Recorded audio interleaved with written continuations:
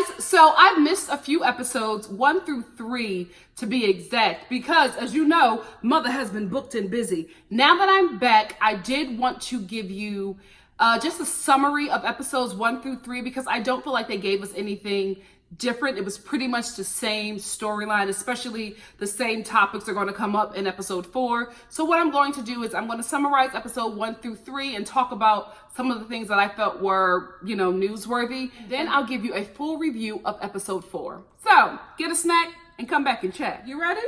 Let's get into it. So episode 1 starts off strong. We open up with like Kyle getting thrown out of Lisa's house, and then we get like some chitter chatter about a dog. And this whole episode is essentially about this freaking dog and Dorit returning the dog. Listen, here's what I think what happened with Dorit and the dog. I think Dorit got the dog. They didn't mesh. The dog didn't mesh with the family. So she probably gave it to, I gotta be real, I think Dorit gave it to a shelter. I don't think there was no middleman. I think Dorit gave it to her assistant to take it to a shelter because she didn't feel like being bothered. Not everybody is, animal people. So I think she wanted it because of her kids, but it became too much of a task for her. And the dog just didn't mesh with the family. So instead of taking it back to Lisa, because she didn't want to feel like the drama from her, she took it to a shelter and made up this story. Because this middle person, this woman that she gave it to, has yet to manifest, right? This woman has yet to come up. There is no name. There is no paper trail of this chick. But Dorit keeps on saying that she gave it to her and the girl didn't like it. She's pulling a Lisa Vanderpump. Put the blame on somebody else. Have them take the fall and have me look innocent and unscathed, like I didn't do anything wrong. That's what I think happened. And the result of that is Lisa Vanderpump, who is crazy about dogs, which is another reason why I think Dorit didn't want to give the dog back, because she knows how Lisa is about animals in general. She just didn't feel like the drama. So because of that, Lisa Vanderpump is mad. So what Lisa Vanderpump, child, that's my ice machine. What's going on? How much ice they drop?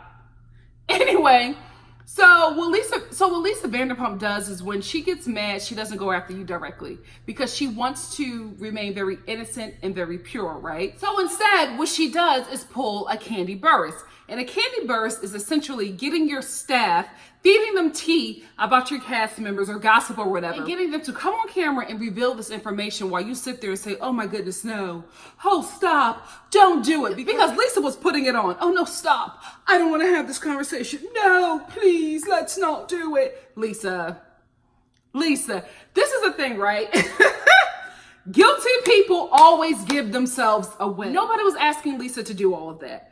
She was volunteering up all of these emotions about this situation and saying she doesn't want to talk about it, but not really stopping it. So can we talk about how her staff is just very familiar?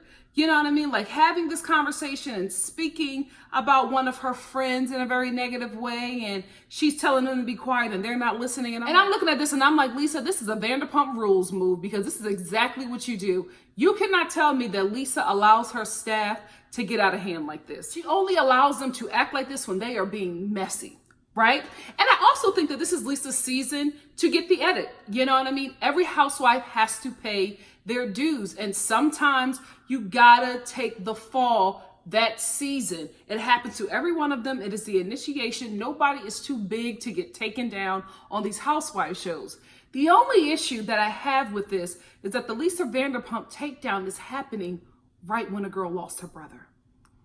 It's just bad timing. It really, really is, because the other housewives are coming at her, right? And it just looks like they're bullying her. They're kicking someone when they're down. Although they are all rightfully frustrated because Lisa Vanderpump orchestrates this season. And so they all are ready to take her down. It's just bad timing. It's just bad timing. And you really can't get the fans on board to come after someone whose brother just committed suicide. Like, we're never going to be on your side. Even when you're right, it's just not a good look. Even when you have somebody like Messy John being so over the top, so ridiculously disrespectful to his boss, because this is the first time I've heard John say, oh, you can't tell me what to do. I'm not you're not my boss. I'm not your employee. You are my partner. This is the first time I've ever heard him say that, and the first time I've ever seen him speak to her like that and Lisa not react. Because this is something they orchestrated. This is something that they orchestrated. And yes, Lisa, although you're going through something, you're still not above the mess. Because we see you doing the absolute most to look innocent, and all you do is look guilty.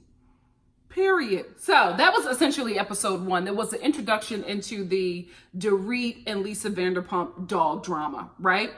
It was all leading up to the first scene that we saw in the beginning, because it seems like Kyle is not going to be with the BS with Lisa this season. She's been on that side. She's been on Lisa's good side, and she's also been on the side of her attacks, and she just doesn't want to be a part of it. So that first scene is probably Kyle confronting Lisa about the mess and Lisa throwing her out. So we got the Dorit dog introduction. Now we have the ladies going to the Bahamas. This is why I love this show, right? This is how you know this show has money. At least this franchise. Episode 2. We're already in the Bahamas. They're already on the trip, and we all know there's also a mandatory girls trip. So this show, at least this franchise, they always go on several trips. And a lot of times, guys, they're paying for it. Bravo rarely pays for excessive trips. In their contract, there is a mandatory trip that all the girls have to go on, right? But when they are traveling for business, Bravo don't pay that. What Bravo does pay for is their hair and makeup and their confessionals. They also pay for their outfits in the confessionals, and they also pay for every outfit that they wear on the show, because that is their costuming and their scenes.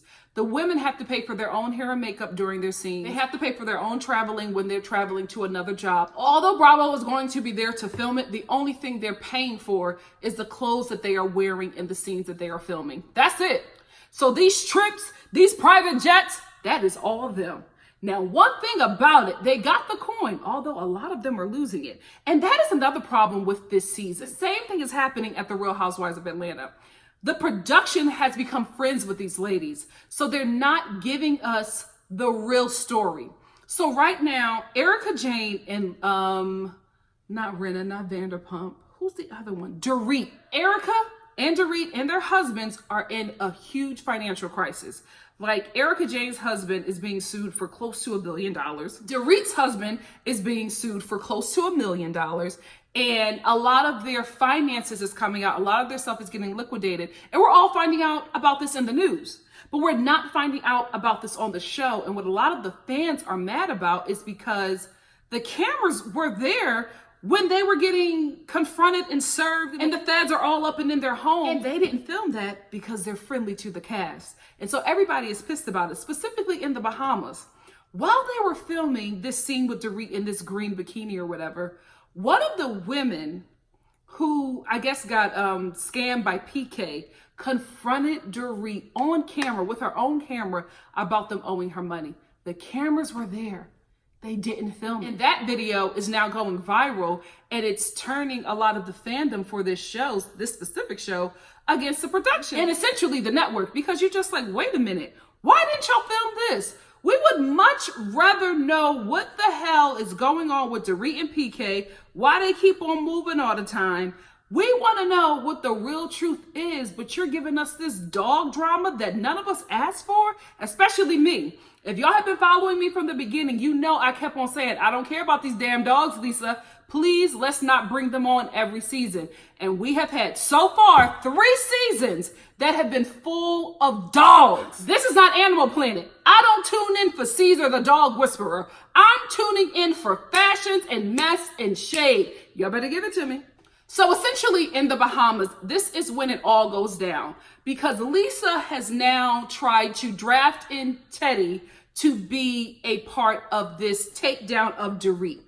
Teddy doesn't want to do it. So what she starts to do now is, because she's new, she starts to tell the women about it. And now the women who have also been on the side of Lisa and her schemes each season are siding with Teddy because they're pissed. So this whole episode was about Teddy revealing the storyline, revealing the scam, revealing the Dorit takedown, and trying to get Lisa to admit it. I do feel, however, that if Lisa would have never thrown Teddy under the bus at dinner, Teddy would have dropped it.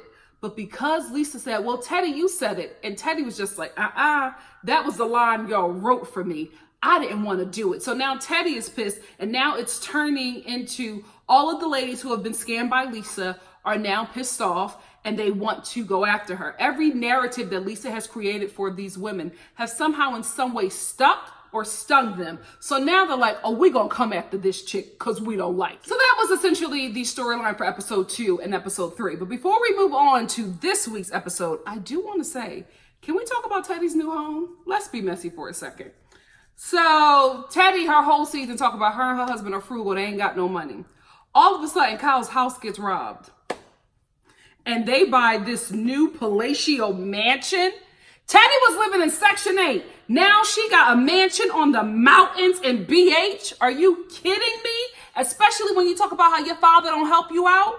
Girl, this is suspicious. I'm not saying that Teddy's husband robbed Kyle and Mauricio. I'm just saying. I'm just adding things up. Okay, you fell in love with a thug, sis. Tell the truth and shame the devil. That's why your daddy don't want to help you. Because he know he got a son-in-law that commits armed robbery. So we're all caught up. Let's get into episode 4. So we start off this episode with Kyle dropping off her daughter at college. And I just have to say this, guys. Ever since celebrities who shall not be named got nabbed by the feds for this college scam, I was looking at this scene like, Kyle, how your daughters get in these schools? You know what I mean? Because listen, those daughters could be absolute geniuses. But from the footage that we have received, I just can't buy it. I just can't buy it. You mean to tell me the kid who was just like, Mom, I want a Porsche. I need a Porsche is now going to Harvard, Sarah Lawrence, Yale, UCLA, USC? You mean to tell me these kids, because all of their kids have gotten into these really good schools, and we have seen the footage of these children since they were growing up. None of them were Einsteins. Okay, not even OJs. Okay. Okay, like none of them show strong athletic ability. None of them show strong mental abilities from what we have seen. I could be wrong. But I'm just like, Kyle, listen, bravo. If any of these housewives are next, you better film it. You better film it. We want to see it all go down. We know that they're going to film it because they're going to need the money to pay back the government. Let me tell you something. Them white collar crimes, not only will they lock you up, they will drain you of everything you have. That's the only time rich people get caught is when they fraud the government. The government will let you skate as long as you pay them. When you stop paying the government their cut, they come right for you. If you want to be gangster, real talk, get into politics. You know what I mean? Join the feds. Like, those are the real thugs in this nation. Real talk. Those are the gangsters. You want to be gangster? Become a DA. Mauricio, throw all them computers in the pool, babe. Throw all them computers in the pool. And whoever your cell phone provider is, contact the CEO, the CFO, the president, his mama, whoever, and tell them to delete your entire text thread, okay? Because they're the only ones that can do it. Because if the government gets to them before you do, it's lights. Stay woke. This kid can't even hold a sentence together, and they are going to an Ivy League school. Okay. The feds is watching. Y'all know Erica Jane is my girl. Y'all know I've loved her since the day she got on this show. This house, it just does not look like her. It's very old and dated. Doesn't look like money. It gives me, Erica, do you live in Encino? Or dare I say Tarzana? And she's giving me like those old school LA homes that were fly back in the 80s. Like, it just needs to be updated drastically. Like, I can't believe this is her home in this chapel, this church or whatever. Whoo, child, the tacky. It is so tacky and blasphemous. But you know what? I get why she brought Teddy in there, so that Teddy can confess her sins, basically. Because this is what I think is happening, right? I talked about it earlier, but let's break down what's happening in this episode. And at the last episode came out with these text messages, right? One-sided text messages. Teddy at the last episode was showing, I think she was showing Erica Jane or another housewife the same text messages, but Teddy was showing screenshots. That's where she started to go wrong with me, because she was showing screenshots, but if you had the text messages, go back to your actual text. So it started to make me think, and then I realized what Teddy was doing. Teddy cut out her mess in those text messages. She took a screenshot, cut out the mess that she was doing, and then she started showing it to the other housewives. Now she knows that Lisa has the text messages, and she's calling around and telling everybody, oh, Teddy ain't innocent. This is what she's doing. I have the receipts. So now Teddy is like, well, I got to tell my part too. So she sets up this scene where she goes to Erica Jane's house and then she goes into her chapel and she confesses. So what Teddy does is say, oh, I was in on it. This was the plan the whole time and I was in on it. So let me just give you the industry terminology. This is what happened. Teddy and Dorit didn't get along. They had beef. Going into every season, every character on this show sits down with a line producer. And basically that line producer or story producer produces a season for them. So they tell the story producer, this is everything that I have going on. These are all the issues I have with so-and-so. This is who I'm dating. This is what I'm working on. This is what I'm dealing with. And then that character and the story producer starts to craft their storyline for the season. So because Teddy got beef with Dorit and now Lisa got beef with Dorit, they came together for a joint storyline. So their storyline was, we are going to take down Dorit. And because Teddy was in a space with Dorit, she was fine with it. She was fine with being the mouthpiece. She was fine with playing that game. Because up until they started filming, her and Dorit were not cool. What changed was that when Teddy and Dorit hung out, Dorit was kind to her. They had a good time and Teddy started to feel bad. She started to feel bad. So she backtracked off the storyline, but they were already in it. Her and Lisa were already in it. It already had been exposed and the mess was already out there. I guarantee you they cut out the part where Teddy was probably saying, oh, storyline or anything that would take you behind the curtain. They cut out that language so that you don't really get what she's saying, but you get what she's saying, if you know what I mean. Like, so she's not going to speak in show industry terms. She's going to speak in, oh, I was just saying a lie about Dorit because I don't really like her. But what she was saying was, this was me and Lisa's storyline for this season.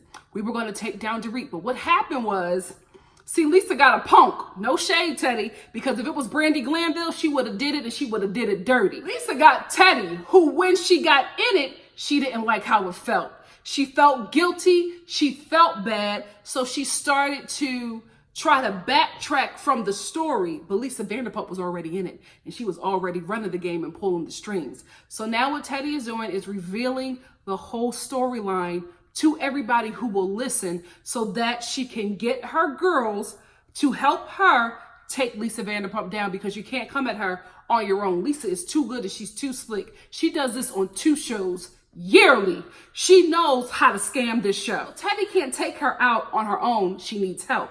Erica Jane, who already has some issues with Lisa since the reunion, is willing and able to do it because she didn't like how Lisa treated her either. Lisa Rinna, who has been on the end of Lisa Vanderpump's wrath and takedown on the show, is ready.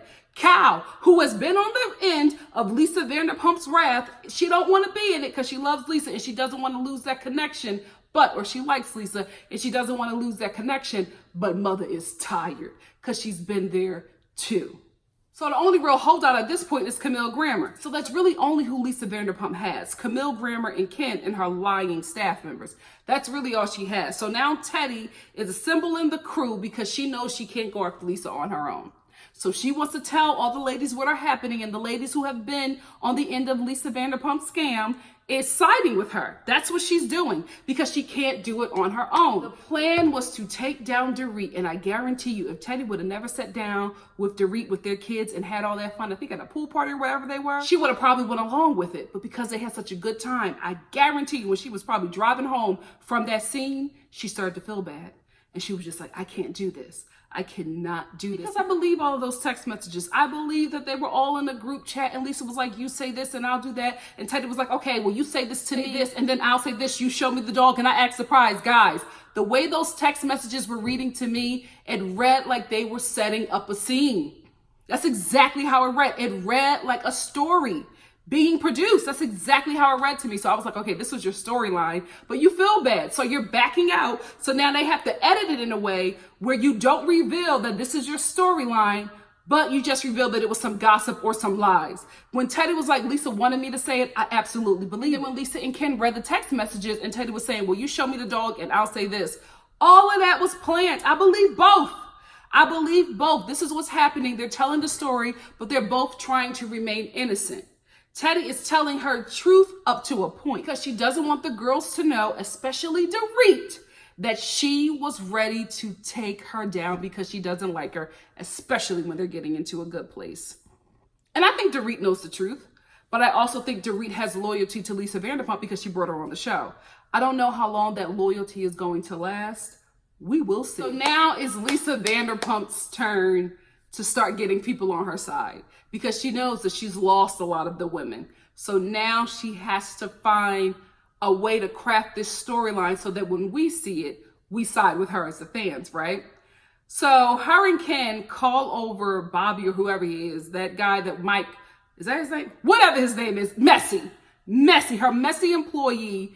And she starts this scene with him. Guys, it was so staged. Everything this guy is saying to Lisa is just like, oh, it's my fault. I shouldn't have involved you. I shouldn't have said your name. And, you know, Teddy really wanted it to be your fault. And she's trying to make, like, everything he's saying. I'm like, Lisa, do less. Do less, because the more you do, the guiltier you look. Like, stop. It's too much. You got Ken coming in saying these things, showing the text messages out of anywhere. You mean to tell me that Ken knows how to work a printer? He's 1,000 years old. He knows how to work a printer. He knows how to print out text messages. Come on, guys. Come on. This is so scripted. She is producing this scene because she knows that there are a lot of cast members on this show that she don't have. She knows she can never get Renna like that again. She knows she can never get Erica Jane like that. Erica Jane is too strong. She knows that Kyle is weary and on shaky ground. She thinks she has Dorit, but she about to find out she don't. So she got this messy staff member saying that she's innocent and it's all his fault. Of course you're gonna say that. One, you're getting a check from the show for being on it. And two, you save your job because there are text messages with you and Teddy. And let me tell you something.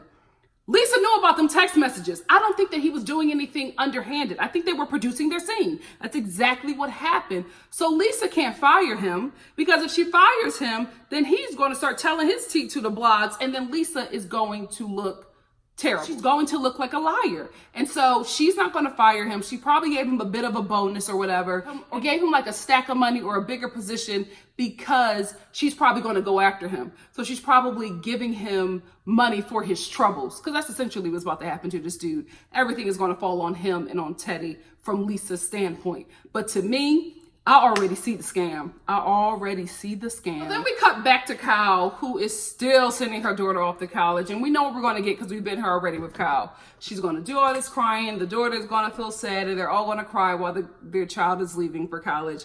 I already know it, right? I will say this. What I love about this family is that they're very close and tight-knit like my family. Like, I know it's very rare for an entire family to go to send somebody off to college. Not rare for me. Like, my family, we all do that. The only reason why I couldn't go with my little sister to be sent off to college the first time she went for her first semester is because I was working in LA and I just could not get there in time to do it. But that is something that we all do. We pack up everybody and we drive to the school, we fly to school, wherever. That is something that we all do as a family. And I love that they do that together as a family. That really resonated with me because that's something that we do. And I love how, even in the midst of this crazy show, they still are really about family. Kyle and Mauricio are very family oriented. And I just love that. I really, really do. I hope they don't go to jail or prison. Prison, because that's a white collar crime. Sis, delete everything. Delete everything and lawyer up now. Also, Kyle, how you got all this money and your daughter has such a trash palate? Did you hear her order that extra well done steak? I said, so you want jerky?